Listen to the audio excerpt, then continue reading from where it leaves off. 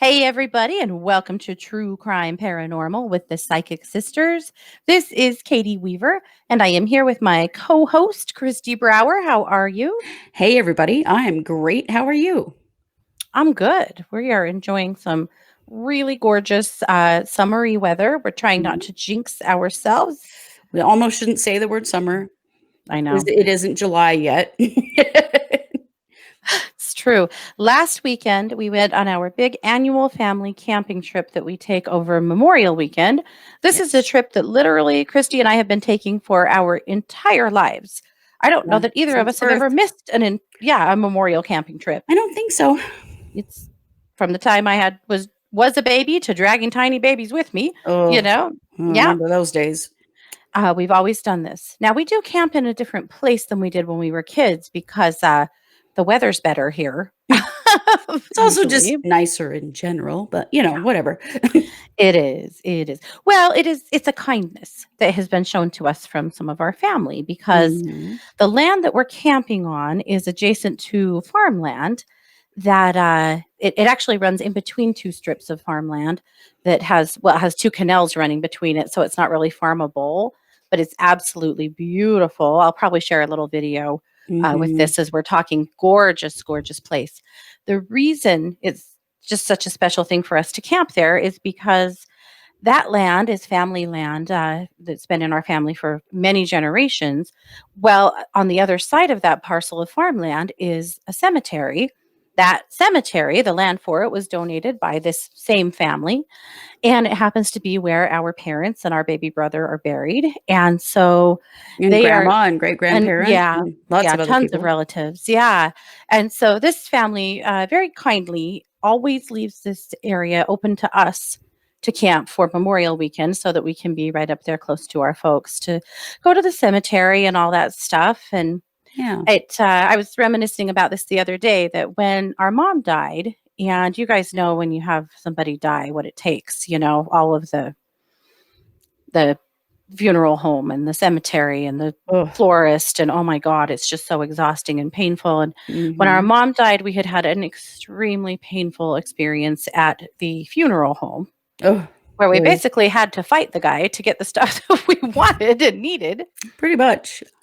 Was really an odd experience. But Mhm. then we went to the cemetery, and what we had learned about the cemetery was that if you lived in the county where this cemetery is located, the plots are about an eighth of the cost as if you don't, Mhm. which was no problem. Don't get me wrong. We could pay for that. It was no big deal. We had just learned that that was the case, but it was Yeah. whatever.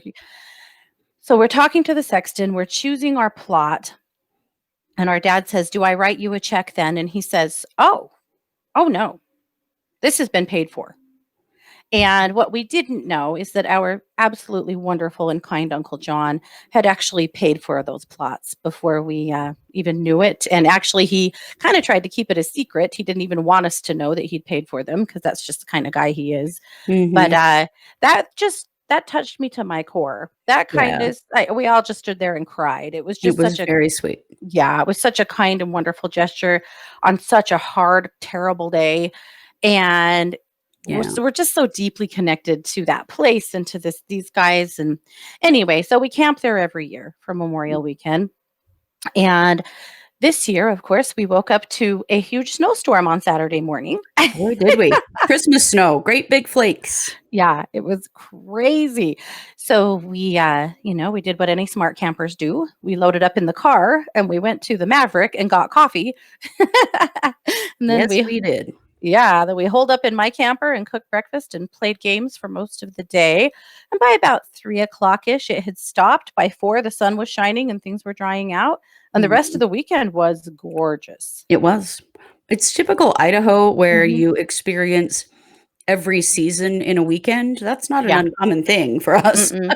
It was 60 degrees the next day. Yeah, yeah, it was yeah, it can be a little tough to adjust to, and when you camp in Idaho, you do bring clothes for every single season or you're going Hmm. to be very sorry. For sure. For sure. So, yeah, we had quite the adventure, didn't we? We did. It was really fun. I also am glad to be home and sleeping in my own bed. Oh, yeah. 4 Yeah. nights of camper bed was pretty much my maximum. Me Had too. to come home. Me too. Definitely.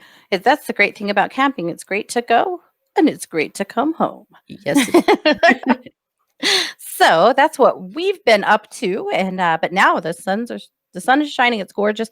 I Oh, hope it yeah. stays that way because I have really got all of my flowers and plants in and put all the herbs in and knocking It's on wood. fine. Generally, after Memorial Day, we don't have any more freezes, but, Hmm. you know, there are those, years that something sticks out. You never know. It's true. I've been out this week putting my herbs in after the sun goes to bed, because I don't do heat very well. And so I was out under the new moon. It was a new moon this week and now it's waning. So that's a good time to plant. So I was out Mhm.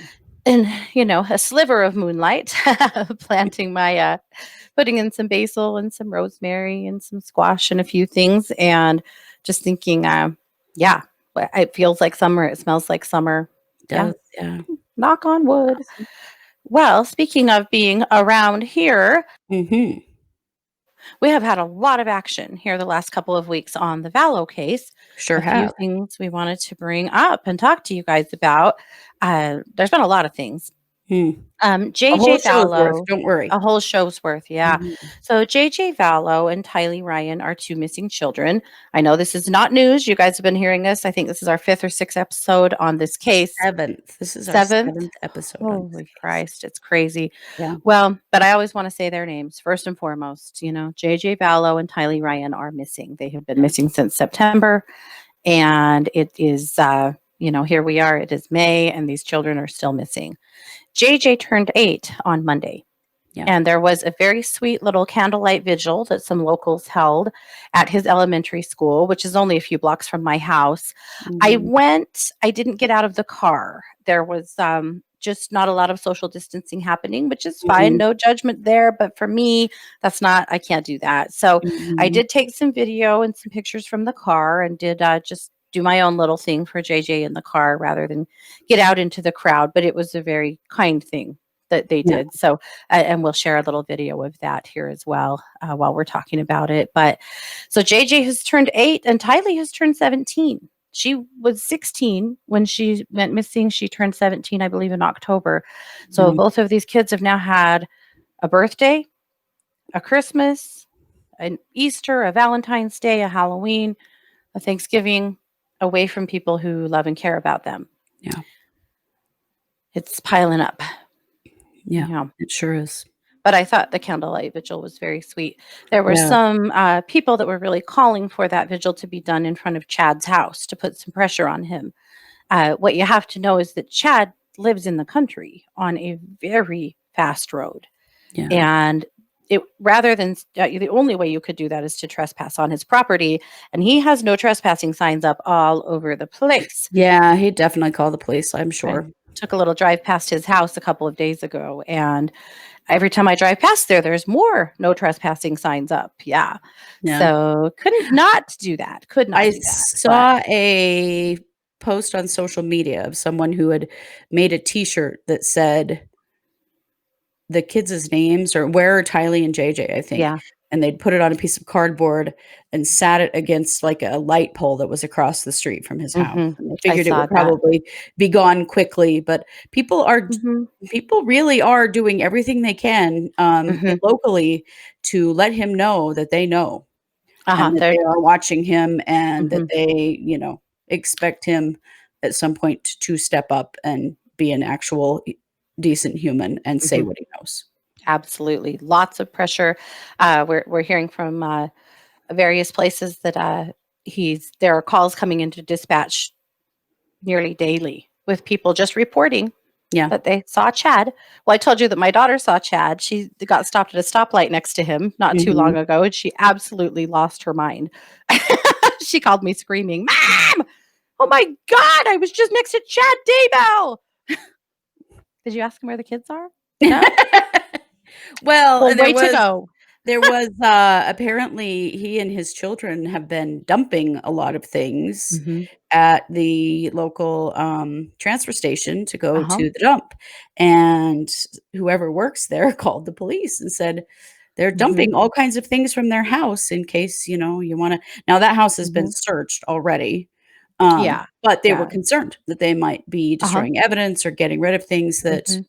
They had. claimed that they came in several different cars. They came in a different car every time and that they had removed their license plates, Yeah, which was a very strange thing to do. they were trying to, hide who they are, I think. Yeah, I think It's a so. small town, you guys. You can't Mhm. get away with anything.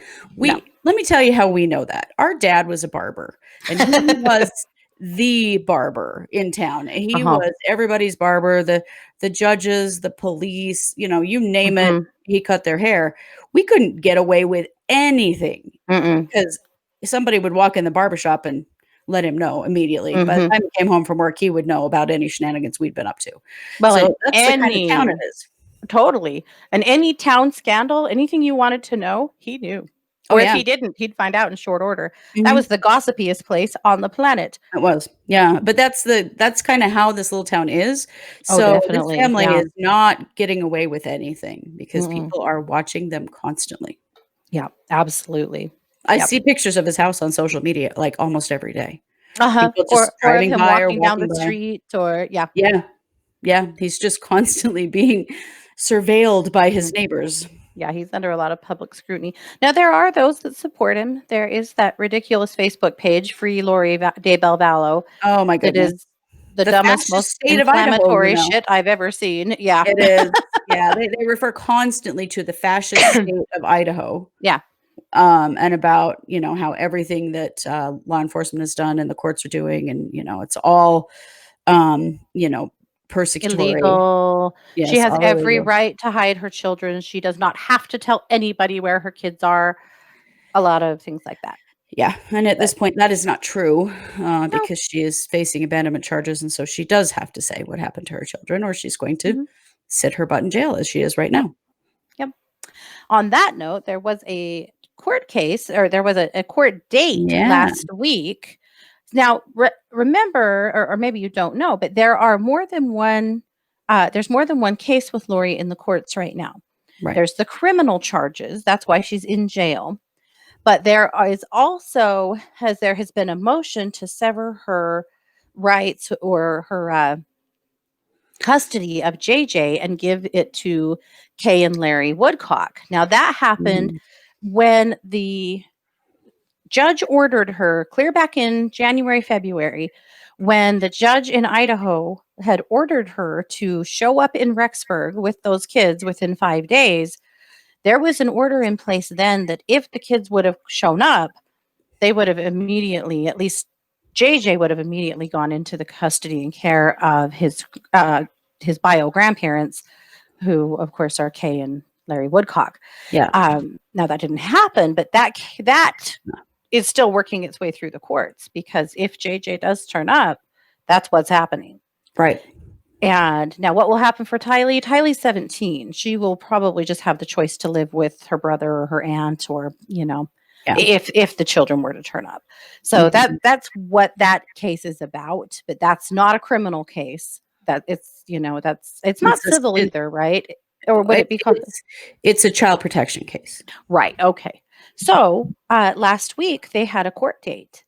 And Lori didn't seem to know about it when the bailiff came and got her out of the jail to take her to the court, into the courtroom. She had no idea that she had a court date. Apparently, neither did her attorney because he was a complete no show. Yeah.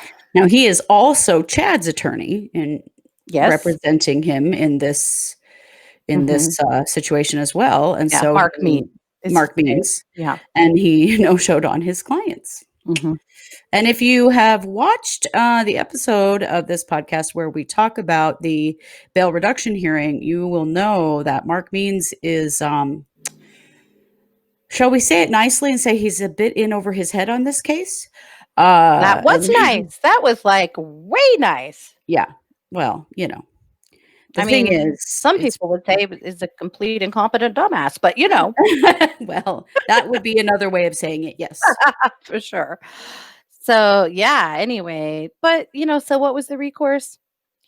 They continued it. So, Yeah, I mean, there's not much there's they can not do. much they can do. You So can't that's really penalize someone sitting in jail if their attorney doesn't show up because they right. don't have any control over that. Yeah. Well, and she didn't seem to even know she had a date. So Yeah. I'm sure this will be Mark Means claiming that everybody's being mean to him again and that he had I'm no idea. sure. And, you know, It's all about him um, and getting picked on. We all know it. yeah. Well, he still does not seem to know how to do his job. But Right. that's Lori's fish to fry. Mhm. And Chad, since he's representing both of them, at least right now, Yeah.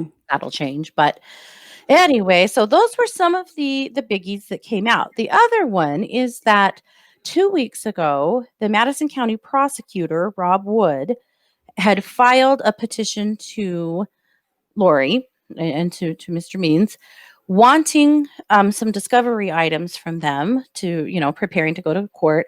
They were all in relation to psychological evaluations, Mhm. and also asking for their intention in, what their defense is in regards to psychological matters. What do Right. you want to say about that? Well, so first of all, Lori did have a psych eval in Arizona.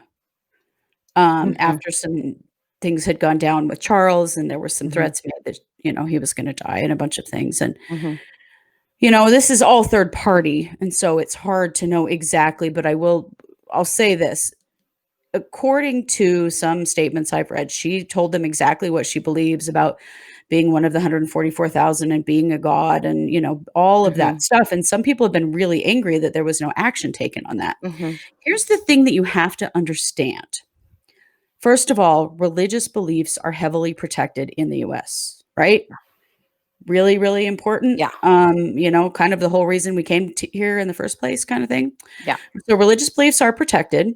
Also, just because you believe something that seems wacky to somebody else, but you have not harmed anyone or harmed yourself, and you are fully capable of caring for yourself. So, unless you are an actual credible threat to yourself or someone else, or you are unable to care for yourself or your children, those beliefs are not a reason to hospitalize someone or to take any further actions yeah, psychologically. And so, even though, all of that seems wacky as we read it, the reality is there was no actionable anything. yeah. She made a couple of statements about that Charles was going to die, maybe even said she was going to kill him. They were all third party, Mhm, and there was never proven any actual attempt. mhm. Had there been and it was proven, it would be a different story. But Maybe. truthfully, there's not really Yeah, anything they can do. Adults have rights. yeah, You can't just say a person is crazy because you don't like what they believe and put them in a hospital. It doesn't work that way. yeah, It's very specific criteria to deem someone, unsafe. yeah, yeah, And she definitely did not meet that criteria at the time. yeah, yeah. And I know everybody kind of goes, "How can this be?" But Yeah, I also think though that she's a master manipulator. oh, she She is. knows what to say. Well, and I gotta tell you, having worked She's in not mental health, crazy. this pretty little blonde woman Mhm. uh, knows how to use her wiles. I have no doubt. I've seen it happen before. I used to work with teenage girls, and teenage girls would just have their psychiatrist wrapped around their little finger because they Mhm. knew how to use their femaleness Mhm. to manipulate. And I have no doubt that Yeah. Lori is a master at that Yeah. Yeah. and knows how to say the right words, Right. Exactly. Yep. Exactly. Well, and that's a part of that leads us nicely into the next thing we want to discuss, and that is the body cam footage of the Yes. police officer that responded clear back in January 2019. We've talked about this before, but I'm going to recap it for you. So, Charles, her husband at the time, her husband who has now been killed by her brother, was in uh, Texas on a business trip. Mhm. She called him and told him that he is no longer Charles. He is now he's been invaded by a demon named Nick. Schneider. Thank you. I want to say Cyper so bad. Nick Schneider, Mhm. and that she will kill him. She threatened his life, actually repeatedly, that Mhm. she would kill him.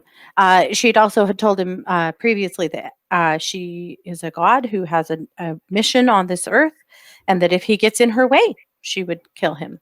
Yeah. She let him know that she was no longer interested in taking care of these kids, and he needed to come and get them because she was all done with this. Mhm. And again, couldn't carry forth her mission if with these kids in her way, essentially. So Yeah. that had happened. She also, all in the same day, she canceled his plane ticket to come home. She took $35,000 out of his business account. He couldn't even make his payroll or anything because she stole all of that money from him, and locked him out of their home and stole his pickup from the airport. Yeah. So when he, was able to get a flight in and got to the airport, his truck was gone. Their bishop, a guy named Gabe, picked him up. There's a Mormon, an LDS bishop, picked him up. He did have a conference call with her where basically she told him that she had gotten rid of everything that he owned, which she had. All of his clothing were completely gone. And told him not to come to the house, that he wasn't welcome there, and that he wasn't Charles anymore. He was this demon named Nick. Yeah. So, or Ned, depending on which email you read. There's a couple Yeah. of versions of that name. A couple versions of that name. Yep, the last name remains the same, but Nick or Ned. Yep.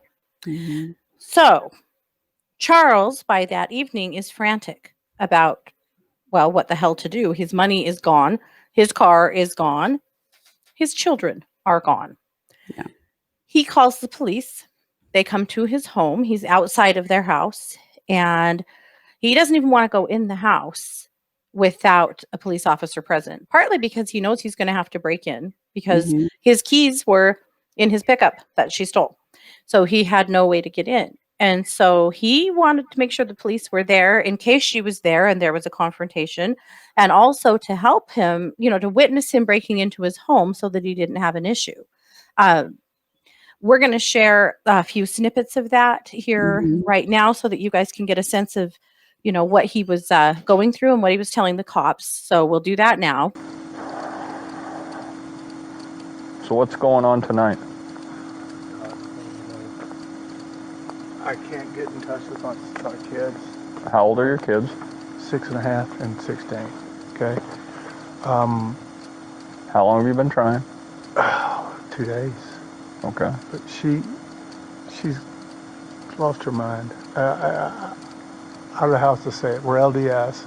She thinks she's a resurrected being and a god, and remember the 144,000. She's come. Jesus is coming next year.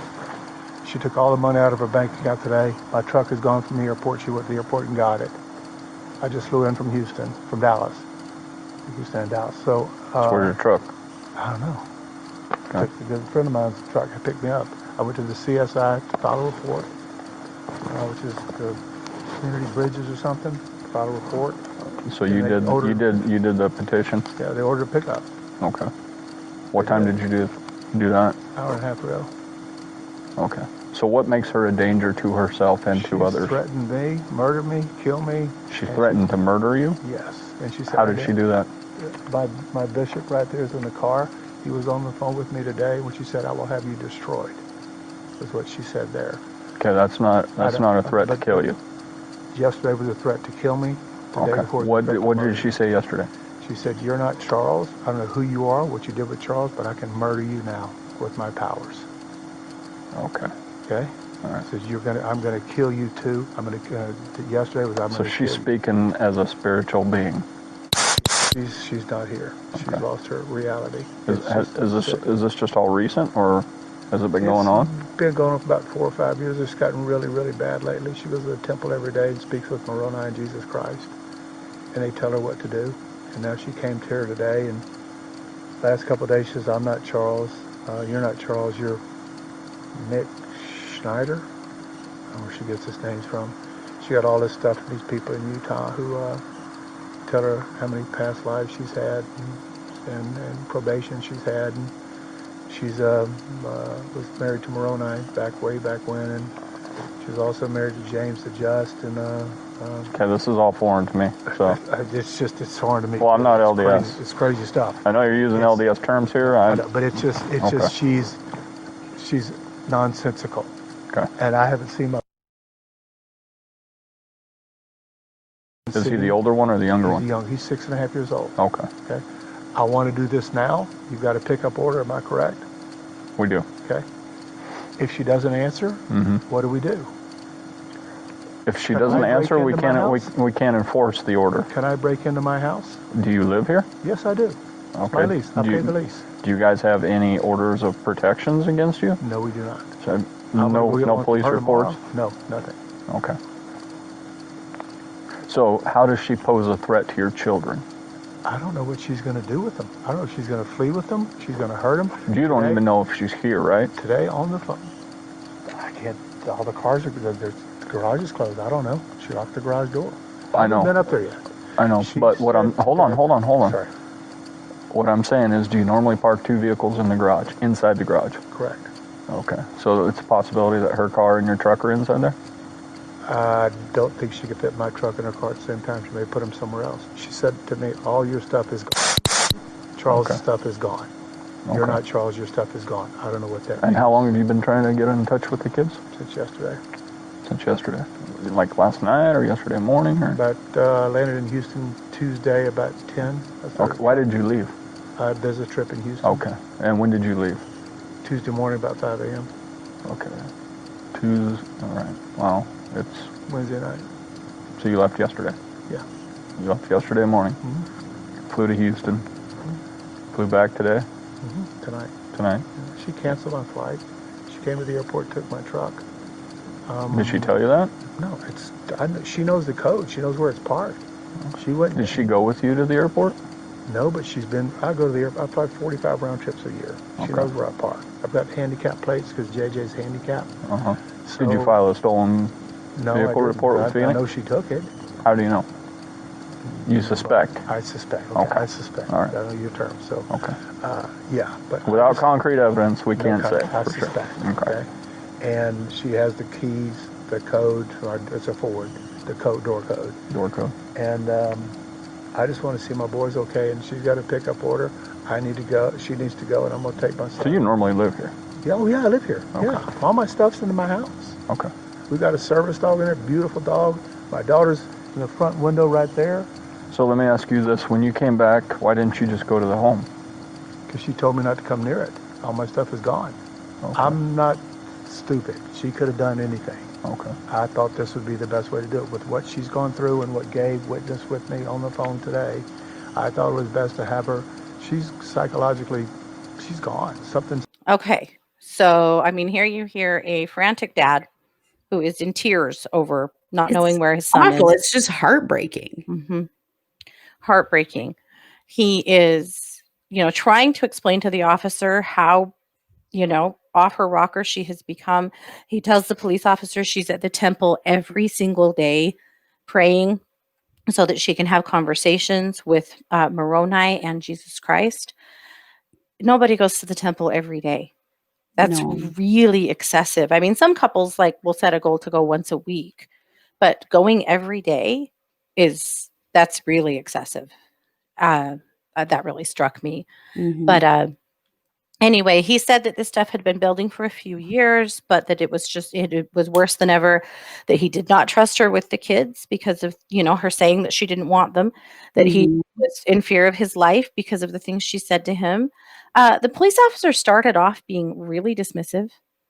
I felt like he got a little more compassionate as the conversation went on. They finally get into the garage to discover that all 4 cars are gone that should be there. Mm. Their nephew Zach had been living with them at the same time, and Zach claims that he moved out that day. That Lori sat him down, told him all of this stuff that she was, believing in, and that Charles wasn't Charles, that he was this other person, and he says he loaded up his car and left that day. Charles says that he called him many, many, many times trying to get into the home, and he never answered. But so that's a conversation for another day, probably. But it is of note that they did have a nephew living there. He is the son of Adam Cox, so that's Lori's nephew. Yeah. One thing to note about Charles is that he was extremely generous to Lori's family. Yeah. He helped care for Lori's family in a lot of ways. And his friends all say that that's just the kind of dude he was. He was a really generous and giving guy. Mhm. They lived in a mansion in Arizona. an absolute mansion.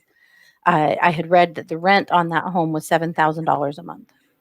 Good heavens. Hmm. Yeah. And yeah, it's a far cry from Chad's house. Yeah, it is. But anyway, so, but that gives you guys a little sense of maybe who Charles was and what he was going through. He was also injured. He had an injured knee. It looked like a chronic injury. And at the end of this footage, it shows him trying to kick the door in the garage to get into the house, and he cannot do it. He kicks and he kicks and he kicks, and it's hurting him. He's in a ton of pain. He cannot do it. Finally, the officer breaks the door down for him because he just cannot do it. Yeah. And he finally gets into his home to discover, yes, Lori's gone. The kids are gone. All of his stuff is gone. Completely gone. Mm. Yeah. And now she does actually come back a few days later and then disappears for 2 months and leaves the kids with him. Yeah. He files for divorce. That's when the divorce decree, or the divorce paperwork came out that he was in fear of his life, and all of those things happened. And then by about April, they had reconciled and he had withdrawn those papers. So that's kind of the timeline. And then, of course, in June, he was shot and killed by her brother, Alex Cox. That was initially ruled self-defense and now has been reopened and is being looked at as a suspicious death. Yeah. But we did want to share some of that body cam footage because, you know what, partly just because Charles deserves that.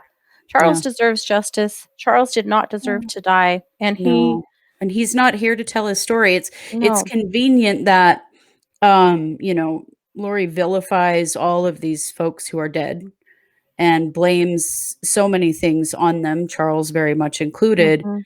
and he cannot defend himself. No. It's rather convenient. It's also, I think, quite telling. And honestly, I mean, Kristi and I have both worked in domestic violence. We would never be the people who would doubt somebody who was claiming that they had been abused. No. But this case just opens some things up because, well, first of all, we know that Lori is a pathological liar. She lies about everything to everybody. Yeah. But nobody in Charles's life, including his ex-wife, have had any kind of violent encounter with him. No. And they all said it's just not him. I gotta say also that he was violent. That Lori's behavior isn't indicative of a victim at all. No, it isn't. A victim wouldn't do all of those things. If they were running, they would run. They would not say where they were going, and they would not do all of those things to incite the other person. Their goal would be to protect themselves and their children, not to piss them off to this level, to steal everything from them, lock them out of their house, take their car. No, that is not what an actual victim of domestic violence would do if they were leaving. They would disappear without a trace. That would be the plan. And she left a huge trail and, told him exactly what she was doing. And no, that's not domestic violence at all. Well, it kind of is, but it's more on her part to him. On her part, right. She does not act like a victim of abuse at all. No, she doesn't. Well, he tried to serve her with divorce papers and she dodged him all over the place. She just hid for a long time. She didn't want to get divorced. Yeah. Pretty interesting. So let's move on to probably the blockbuster of the week. And that is, so Nate Eaton from East Idaho News and now Dateline, I guess they're kind of collaborating on this, right? He finally managed to track down and interview Melanie Gibb. He did a 3-part interview. You can find it here on YouTube or you can find it over at eastidahonews.com. 2 or 3 30-minute blocks of an interview with Melanie Gibb. It is the first and only one she's given. I don't believe she's giving another one.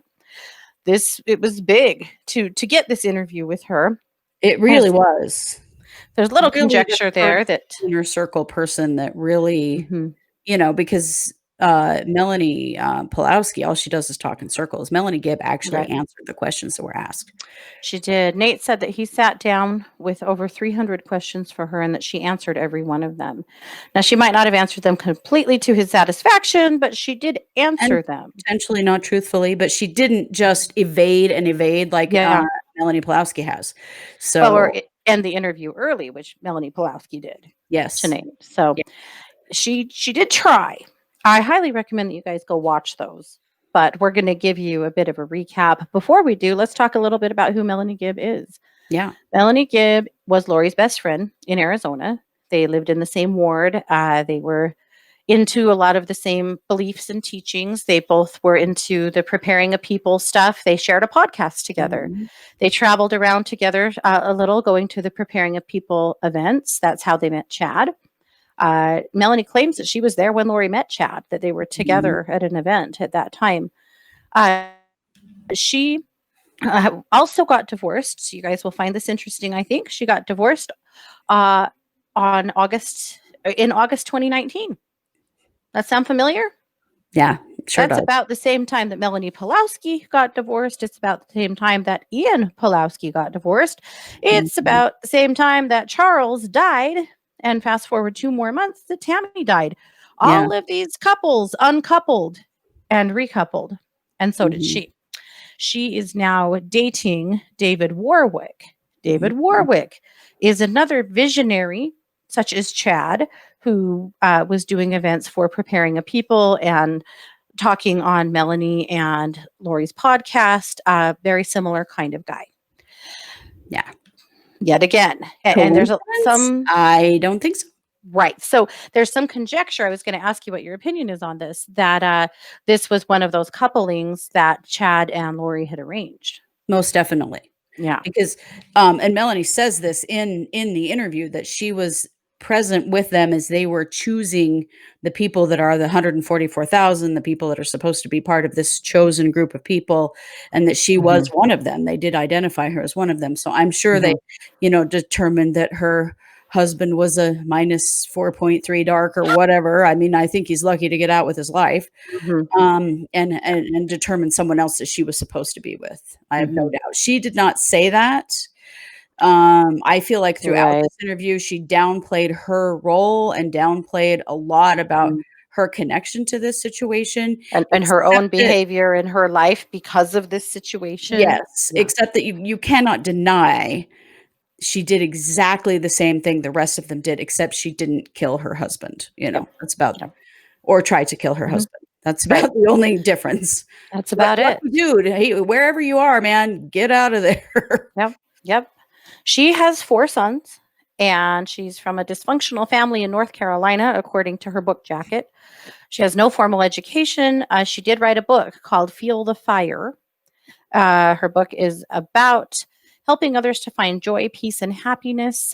She says while experiencing a breakdown from challenges that came from being raised in a dysfunctional family and the challenges that came from marriage and raising challenging children, she has an autistic child as well. Yes. Melanie experienced something that changed her life forever. Basically, it's a coming onto Christ kind of a tale. Yeah. And she had a website. She was podcasting about it. She had her guests. She had this thing she was doing with Lori. That has all come to a screeching halt. And when all of this went down last fall, she actually had moved to Utah. All 4 of her children had gone to live with her ex-husband, and she had gone to live in Utah with her boyfriend, hiding out because Yeah. she was worried about her own safety. Yeah, and she did say that she Mhm. she has been hiding. It's why no one's heard from her, Mhm. because she is a very sought after person because she was very close to this situation as Yep. the Chad and Lori relationship was forming, and Mhm. as a lot of what's happened was, kind of it was leading up to the things that have happened. Yeah. Yeah. She was involved in a lot of their conversations, heard a lot of the things that they had to say. And one of the things that in the interview she said a lot was different or interesting or unusual. Those were Mhm. her terminology almost always for things that other people might have thought were pretty out there or odd or Like strange or zombies crazy. or Yeah. opening portals so people can visit each other or stuff like that. Yeah. So when Charles died, I mean, Melanie had been spending was with Lori practically daily, and things had they'd Mhm. separated a little. When Charles died, she didn't know. And a few days after Charles died, Lori called her and said, "Well, I guess you've seen the news." And she said, no, I don't watch the news. And she said, oh, well, Charles is dead. And she was amazed because Chad and Lori had been prophesizing that Charles was going to die Yeah. and that Tammy was going to die. And so Charles dying was a huge, like, oh my God, they've been saying this was going to happen and now it has happened. Should have been a big red flag. Maybe it didn't seem like it was on her part. You know, she, to me, my impression of her is that she's a pretty vulnerable person, and she's a person who is a follower.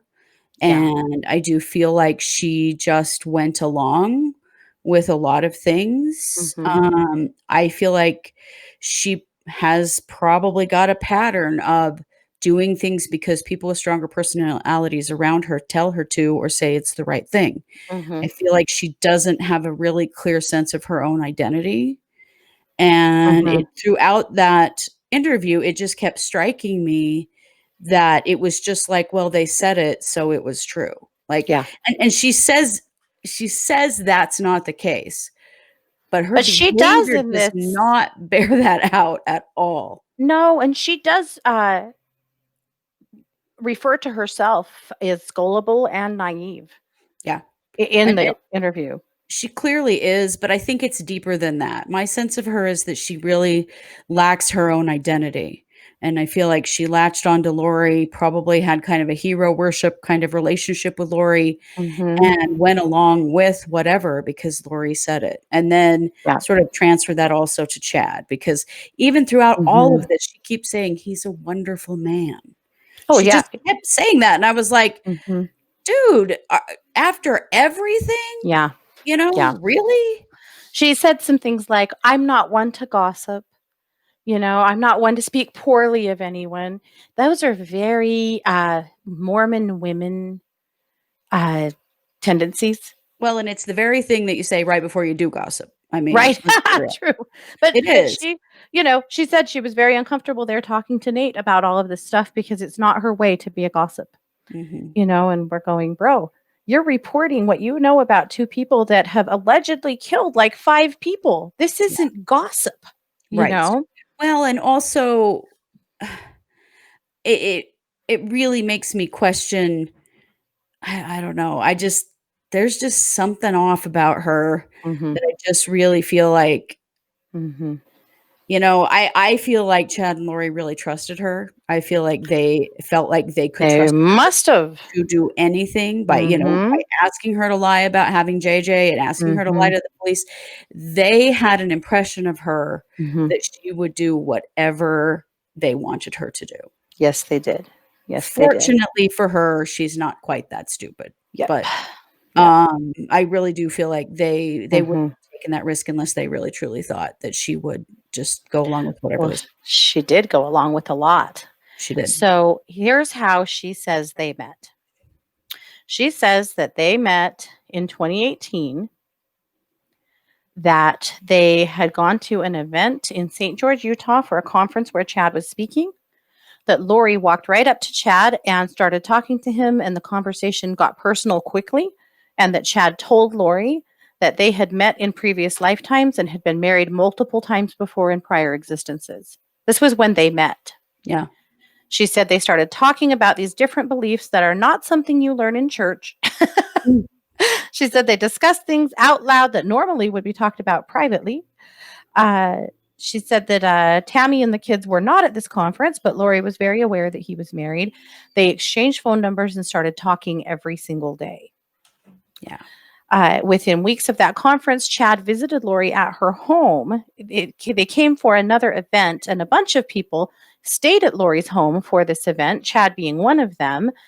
Charles was out of town on business, but she filled the house up with these her preparing a people friends, including Chad. And Chad did something that he called was installing a portal in her closet so that she could contact him directly, spiritually. Yeah. I don't know if that helps the value of the house or not, but if you want to go talk to Chad, there's a portal in Lori's closet. You know, I wondered if he could do that, why doesn't he install one in the jail so she can get out? Just a Right? thought. It's true. So, at any rate, that's kind of where things took off from them. Then we know all of the other things that have happened. I won't waste our time hashing through all of those. If you don't know, go watch previous videos and you will know. But, that led to her, all the stuff that we just talked about with her and Charles. She slipped away to Hawaii, to Idaho, to a few different places, it looked like, for a couple of months, came back. They reconciled. Then in June, Alex, her brother, shot and killed Charles in what was called self-defense that we now believe was not self-defense, blah, blah, blah. In August, she decided that she needed to move to Rexburg. Conveniently where Chad lives. Mhm. And moved the children to Rexburg. She got rid of JJ's service dog and rented a townhome in Rexburg. So did her brother. And then shortly after, her niece, Melanie Boudreau, all in the same complex. We know all of that.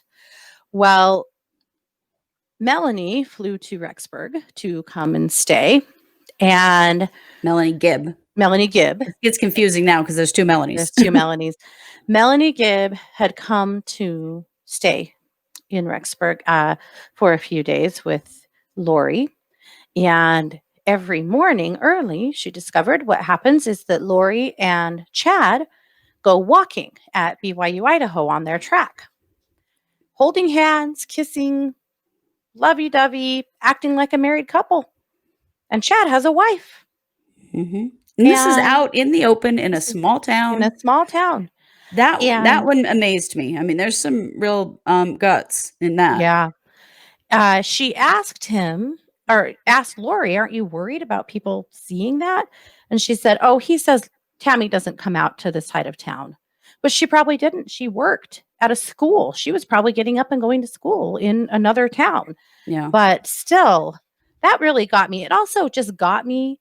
I don't know that I could just carry on with a friend who I knew was having an affair with her and her boyfriend. That would bother me a lot.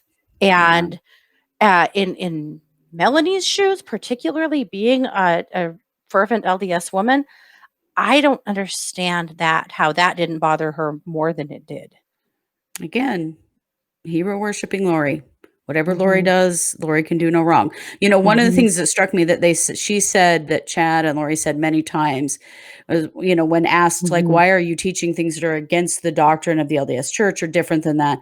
They would say things like, well, we know more. We know more than they do. And so they just set themselves up as being these, you know, high level spiritual beings. And so everything they did was okay because they knew more, you know, which was really just a game to do whatever they wanted, you know.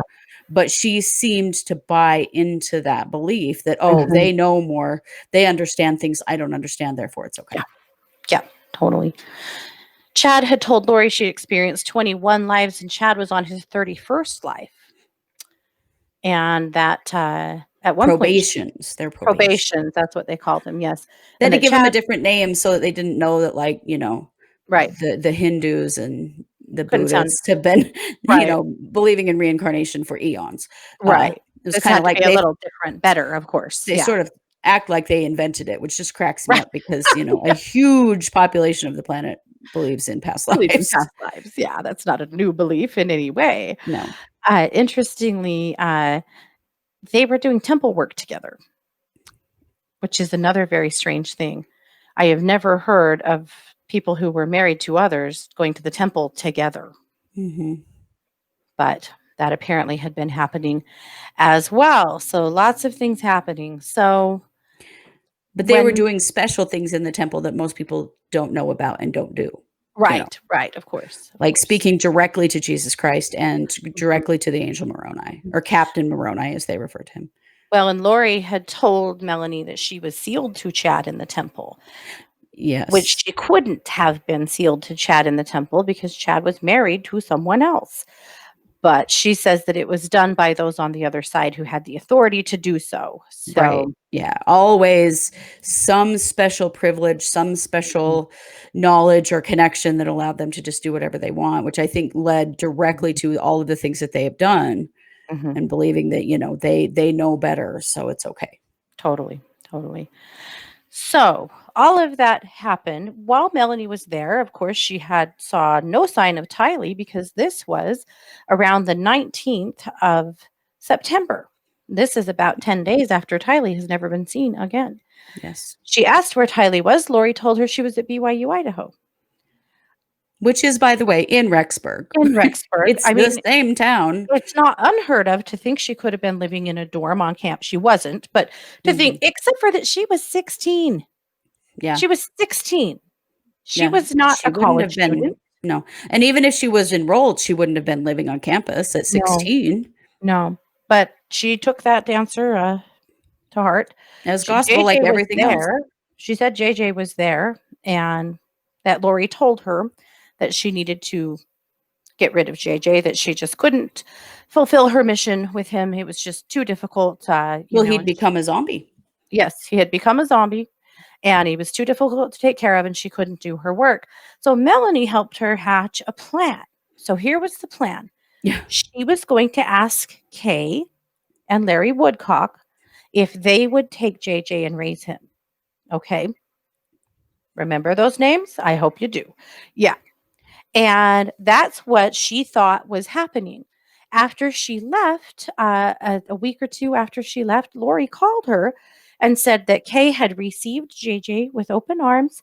They had this very sweet farewell at the airport. She told her this big tale about being at the airport and having this sweet farewell and sending JJ off into Kay's arms, who was now going to take care of him. Yeah.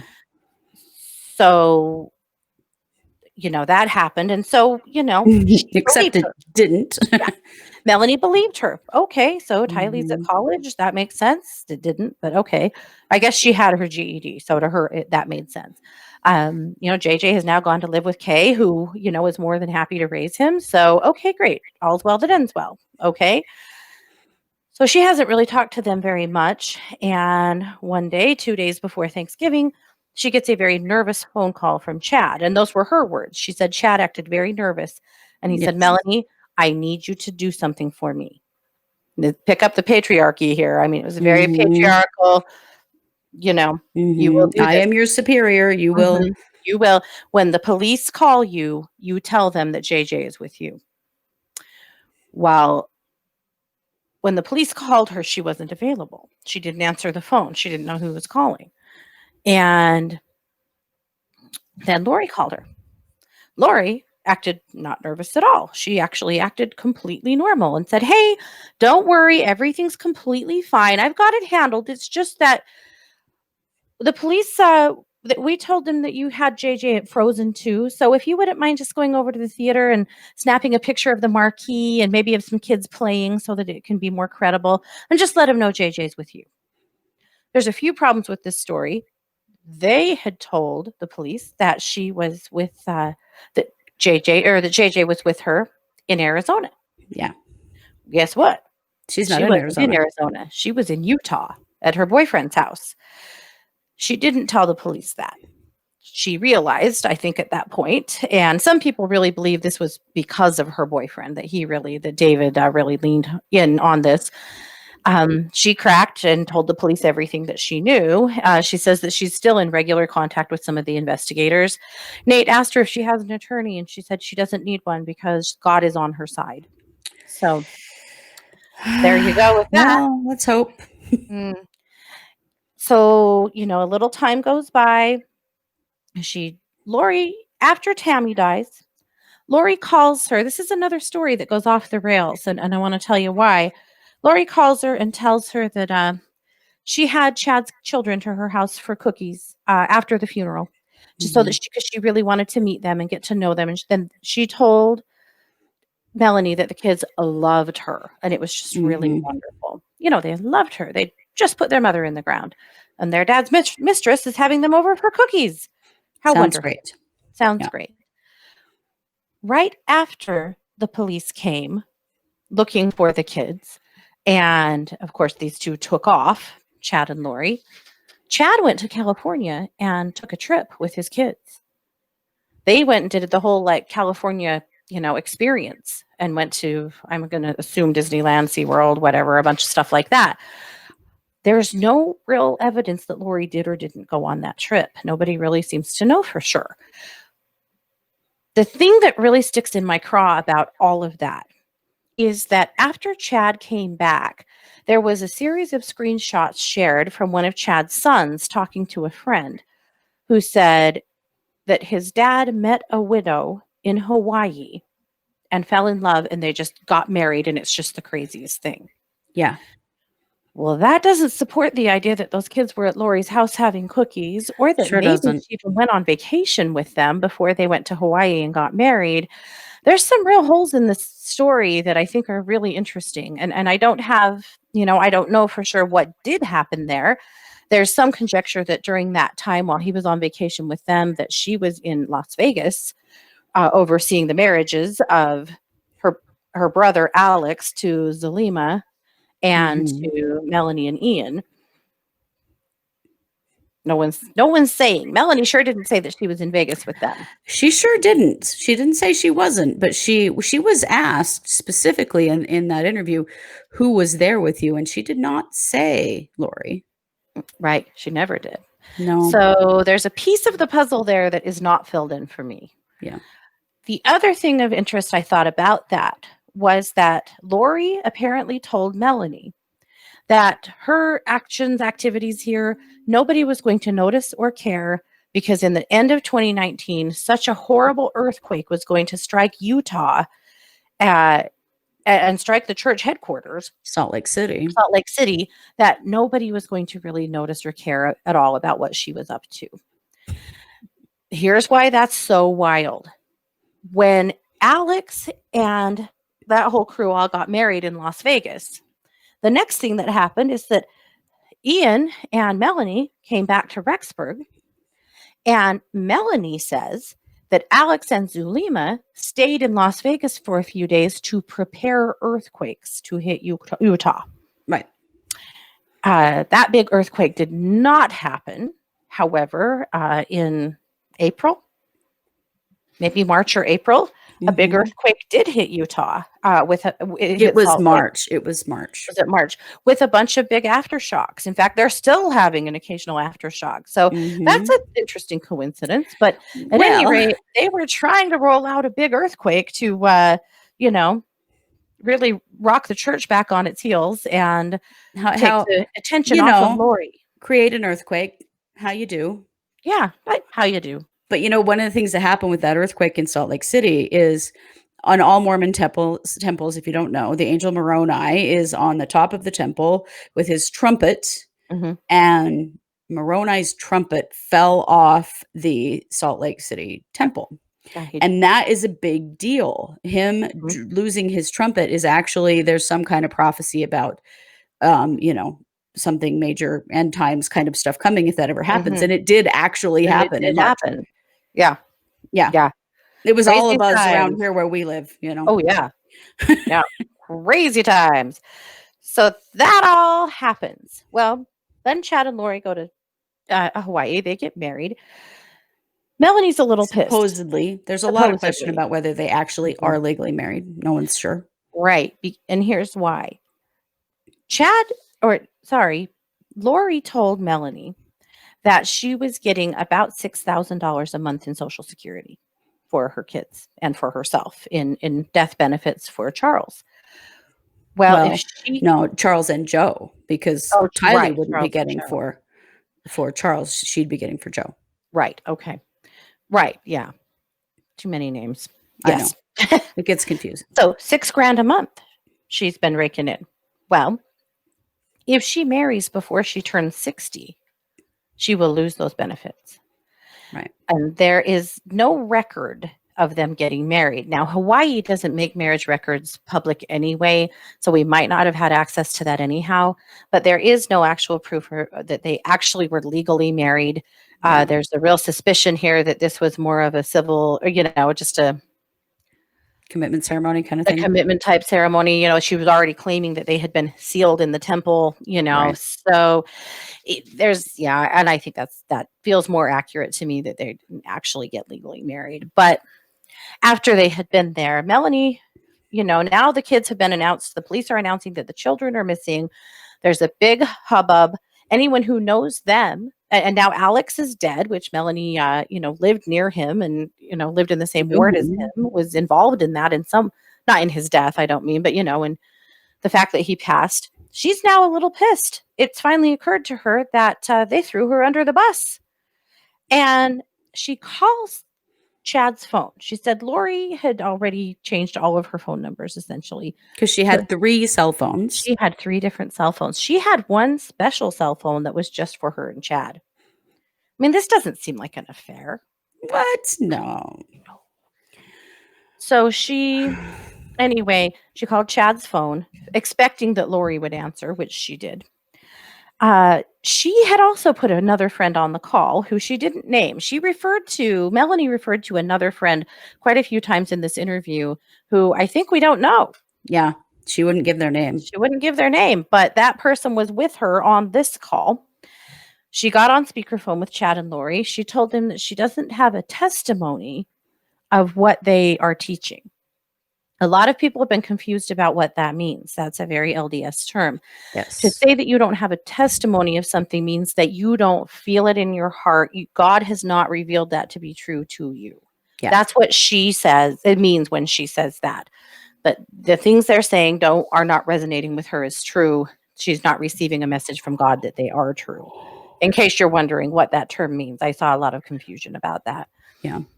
And that's kind of where she's not really talking to Lori after that. That kind of just ends things for them.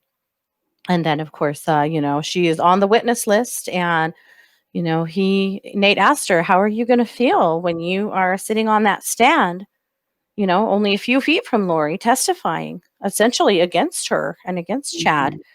And she's heartbroken. She still absolutely loves Lori. She loves Chad. She said that over and over again. She referred to them both as saying good people. what a wonderful man he is, which still It's really very makes me strange. question her judgment. Very strange. But she has provided a plethora of interesting information. Oh my goodness. Yeah. Anything that I didn't touch on that jumped out at you?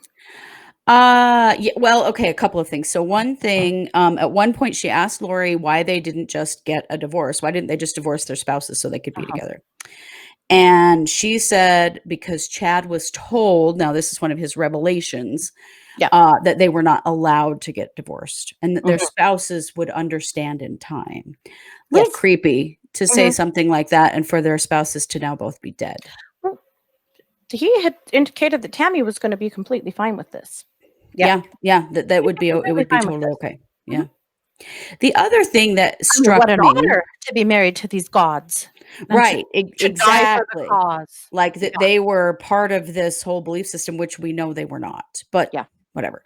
So the other thing that just really struck me as she was talking about what happened, sort of like the lightning strike that happened when those two met each other. Was it's kind of a Bonnie and Clyde kind of a situation. You have two sociopaths with some real delusional tendencies who are kind of a mess separately. And and you get them together and they are a deadly combination. There are serial killer teams that are very similar to this. And it just struck me that that's exactly what they are. They are. That separately, they may not have ever killed anybody. But you put them together and they feed each other's delusions. They feed that superiority complex. And suddenly they are a tremendously dangerous combination. Yeah, for sure. She called them, she said that they are enormously bad for each other. Yes. And she called them a fatal attraction. A fatal attraction. Yeah. And she's absolutely right. But I feel like they have fed each other's delusions and so much and keep them going. It's a very dangerous situation because I honestly think from everything that I've learned about this case, they 100% believe their own shit. They believe all of this. Oh, yeah. They believe that they're gods. They believe that they know more, that they're acting on a higher spiritual plane, that what they've done was not wrong and that they're fulfilling their missions. They believe this. They do. 100% they do. Now, the interesting part about that, the other part I wanted to mention just is that because we talked about the psychological evaluation that Lori had. One Mhm. thing you need to know is that Idaho does not have an insanity defense. No. They cannot use that for Lori. No. Also, the only way they'd really be able to use anything like that is if she were to have a psychological evaluation that deemed her unfit for trial. And to be Right. unfit for trial, she would have to not understand the legal process. She would Mhm. have to have the ability to not understand what she had done wrong. Yeah. It mostly fits for people with a severe developmental disability and Yeah. occasionally a really severe mental illness, but that Yeah. does not hardly ever happen in Idaho. A No. mental health defense is getting her nowhere here. No. So I'm very No. curious to see what their Mhm. defense actually is. Right. Well, and like you had said earlier, that's a far cry from claiming the kids are fine. It is a far cry from claiming the kids are fine. Yeah. But I feel I just in my head, I'm like, what are they going to present as Yeah. defense here? You know? Yeah. I don't know. I suspect that Mark Means doesn't have a clue what he's I going to do. suspect I don't that think as he's well. grasping at straws. He doesn't know. I feel like he's just going to continually fight procedural things. Yeah. But that's when all it he's comes got. down to an actual trial, because I Mhm. highly doubt they're going to plead. No. You know, this preliminary hearing that's coming up in Yeah. June is July. or Yeah. July. They're not going to take a plea. No way. Because for one, they would not. I don't think that the judge would go for a plea if they didn't reveal the location of the children. Right. Right. And for two, they absolutely don't. She doesn't believe she's done anything wrong. Right. So they're going to Right. try to go to trial Mhm. with what defense? With what defense? We'll see. They don't have one. No, they Because don't. their I'm big really defense was curious. trying to claim that she was hiding the children from Kay and Larry. But Right. holy shit, Melanie just shot that clear out of the water, didn't She she? did. I think that was probably one of the most damning things that she said in that interview Yeah. was that she and Lori had made this plan that JJ was going to go live there. Uh-huh. Well, if they are Yep. such a threat, why would you Right. be making that plan? You Well, she know? also told the police that. When the police Yeah. came to do a wellness check, that is what she told them. Yes. One of the lies she told them after Little the did they Melanie know that fell it was through Kay that had asked for the welfare in the check to first begin place. with. Yeah. Yeah. So all of that shoots holes in that defense 100%. There's zero Yeah. proof that No. she was protecting the children from them. Yeah. No proof at all. Well, that's a lot to unpack. Whew. Yes, it is. So we're going to invite you guys to go and watch those. If you haven't, I highly recommend you do. My phone's been ringing for days from people calling me and texting me going, have you seen? Of course I've seen. Yeah. Oh, yeah. Yeah. Wild stuff. It is. We are the Psychic Sisters. We do this show. You might be wondering, somebody asked us in our chat, how come you're calling yourself the Psychic Sisters, but on this Vallow case, this is all just, verifiable information?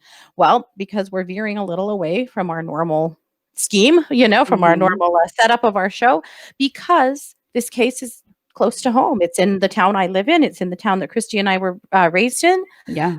We are former Mormons. We understand this culture and this religion in ways that a lot of other Mhm. people don't. That's why. So in case Yep. you're wondering, that's why, and that's why we'll continue to cover this case through its completion, if there Yeah. ever is one, because it's an important one, and because there's 2 missing kids that deserve to see the light of day here in some way. Right. So Right. They that's why. deserve justice, as do the other people who are dead. Absolutely. So Yep. We have a Patreon account. If you yes, we do. love what we're doing here and you want to support us, just head over to Patreon, look for True Crime Paranormal with the Psychic Sisters. If you become a patron, you get some additional content every month that not everybody gets. So we have a few different levels of what is it called? Sponsorship Mhm. that you can subscribe to. We appreciate that. We appreciate the support very much so that we can keep Mhm. this podcast going. Yeah. Of course, come and find us on YouTube and like and subscribe and comment. We appreciate that so much. And if you're watching this on YouTube, know that it's also a podcast that you can find on pretty much every podcasting platform. So Yes. that's who we are and what we do. Yeah. But we want to thank you guys so much for listening today. We will be back soon with another case, something else, and then we'll be back, I'm sure, with more Vallow family drama. You Yeah. have been listening to True Crime Paranormal with the Psychic Sisters. Take care, guys. Bye.